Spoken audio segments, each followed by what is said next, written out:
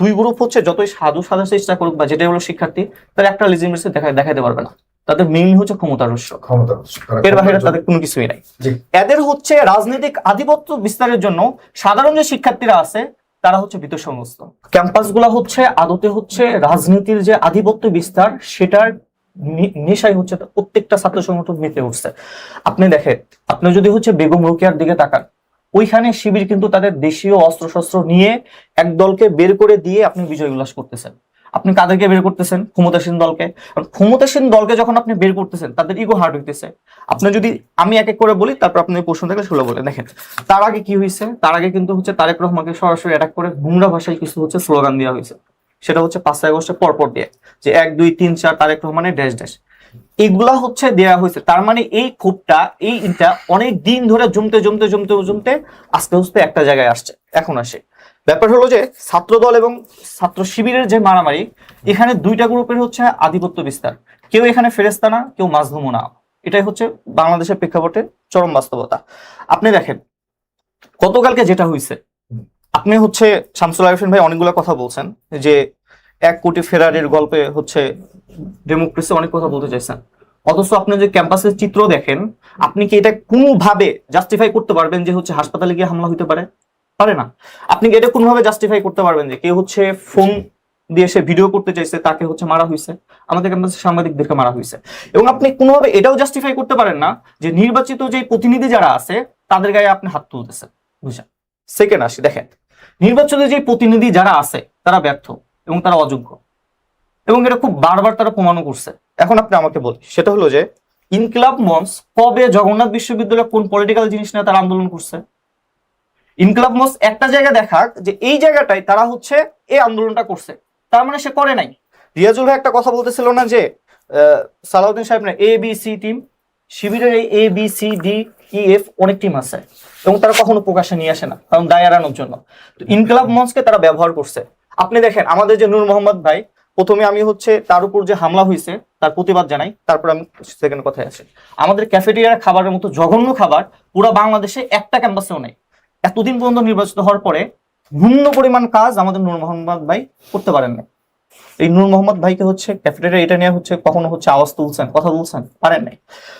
হঠাৎ করে শিবিরের প্রতি আমরা দেখলাম যে হঠাৎ করে তাদের ক্যাম্পাসের প্রতি হঠাৎ করে একটা প্রেম জাগ্রত হয়েছে, যে প্রেম এতটা পরিমাণে জাগ্রত হয়েছে যে তারা দেখা যাচ্ছে সবকিছু করে ফেলতেছে।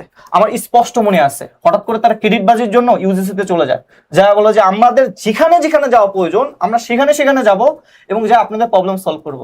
তো আজকে ইউজিসির এখানে আসা লাগবে কেন? আপনারা যান না, আপনি ইউজিসিতে চলে যান, মন্ত্রণালয়ে চলে যান।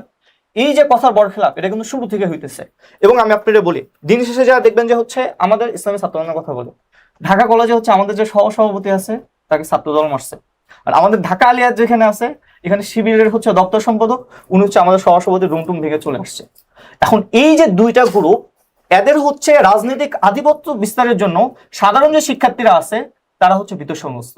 আপনি যত যাই বলেন, মিডিল ক্লাস ফ্যামিলি থেকে পড়তে আসা একটা ছেলে, ও যখন বিশ্ববিদ্যালয়ে আসে দেখে যখন পুলিশের সারি সারি পুলিশ একদল আর এক দলকে মারতেছে, সে দেখতেছে হচ্ছে মানে তার যে প্রতিনিধি তাকে মারতেছে, সে আসলে আতঙ্কগ্রস্ত। এবং এটা হচ্ছে ক্যাম্পাসের রাজনীতি না। সে যে যত যাই বলুক যে এটা হচ্ছে ক্যাম্পাস রাজনীতি, না, এটা ক্যাম্পাস রাজনীতি না, এটা হচ্ছে ন্যাশনাল রাজনীতি। সেম একইভাবে আপনি আমাদের যদি নির্বাচনগুলোও দেখতেন, ছাত্র সংসদ নির্বাচন, ওটা আমাদের নির্বাচন ছিল না, ওটা ছিল দুইটা দলের জাতীয় নির্বাচনের হচ্ছে প্রভাব খাটানোর একটা মাধ্যম। তার মানে হচ্ছে এই যে ঝামেলাটা, এটা হচ্ছে ছাত্র সংগঠনগুলা জাস্ট হচ্ছে একটা ভাড়ায় খাটার মতো শ্রমিক হিসেবে খাটতেছে এবং এদেরকে ইন্ধন দিচ্ছে হচ্ছে প্রত্যেকটা দল। আজকে যখন সকালবেলা আসতেছি, আমি হচ্ছে জজকোর্টের সামনে দেখি হচ্ছে জামাত ইসলামের হচ্ছে গাড়ি, আমাদের রায়শা বাজার থেকে না ভিতরের দিকে ওইদিকে হচ্ছে আপনার টোটালি গাড়ি যাওয়া বন্ধ। ওইখানে দেখে অনেকগুলা গাড়ি, এবং তাদেরকে জিজ্ঞাসা করতে তারা বলছে যে তারা হচ্ছে আশুলিয়া থেকে এবং সাভার থেকে আসছে। তার মানে দেখেন, এর আগে যেহেতু ছাত্র দল আক্রমণ করছে, সাথে থাকা তাদের যে আরো যারা শুনতে ছিল তারা আক্রমণ করছে, আজকে জামাত তাদের সেই প্রিপারেশন জায়গাটা নিয়ে আসছে। তার মানে ভাই এখানে একটু কারেকশন বলেন এটা কারেকশন দিই। এটা জামাতে হচ্ছে তাদের আজকে একটা কর্মসূচি ছিল, আপনি এটা প্রোগ্রাম দেখেন, সেই সাভার আসলে হচ্ছে না ডিসি অফিসের সামনে তাদের জামাত ঢাকা জেলার প্রোগ্রাম ছিল ডিসির কাছে। কিন্তু উনিও অনেকেই মনে করে যে এখন ডিসির কাছে এসে তো ডিসি অফিসের সামনেই আসবে। এখন ডিসি অফিস পড়ছে জগন্নাথের পাশে, জগন্নাথের পাশে যাবে না, তারা কি ঢাকা ইউনিভার্সিটিতে যাবে? আচ্ছা ভাই, আমি আপনার তো ফ্যাক্ট জানতে হবে যে কি হয়েছে। আমাদের যে প্রোগ্রামগুলো হয়, আমি যদি এখানে একটা প্রোগ্রাম দিই, আমার সমস্যা হয় যে এখানে কোনো একটা অফিস আছে, সেই অফিসে আমাদের সব লোকজন আসবে। এখানে আপনি হচ্ছে রাজনৈতিক ভাবে ন্যারেটিভ অনেক ভাবে তৈরি করা যায়। একটা ছোট্ট একটা শিশু বোঝে আসলে এখানে কেন লোক আসছে। কালকে যখন হামলা হয়েছে, ওইখানে হচ্ছে শুধু ছাত্রদল হামলা করে নাই, সাথে ওইখানে কবি নজরুল সবাই হামলা করছে। ছাত্রদল যত ডিফাইন করে হয় নাই, কিন্তু হয়েছে তো। এখন মেইন বিষয়টা হলো এই দুই দলের মারামারিতে জাতি আসলে অতিষ্ঠ, আসলে অতিষ্ঠ। আপনি দেখেন শিক্ষাঙ্গন গুলা হচ্ছে ঢাকা কলেজ, তারপরে ঢাকা বিশ্ববিদ্যালয়, তারপরে ঢাকা আলিয়া, সবগুলো জায়গায় মারামারি হয়েছে। মারামারির কারণ কি? লেজিমডিসি কোনো কিছু নাই। শিক্ষার্থীদের কোনো স্বার্থ না, ন্যাশনাল কোনো ইস্যু না, নিজেদের দ্বন্দ্ব, রাজনৈতিক দ্বন্দ্ব, কে ক্ষমতায় যাবে, কে রাজ্য দখল করবে, শিক্ষার্থী ডাজেন্ট ম্যাটার, ন্যাশনাল পলিটিক্সের জায়গা। তারপরে আপনি আসেন যে আপনার এই শামসুল আরফিন ভাই বা হচ্ছে বিএনপির কথায় যায়, সেটা হলো বিএনপির ভিতরে এক ধরনের রোগ তৈরি হয়েছে। সেটা কি?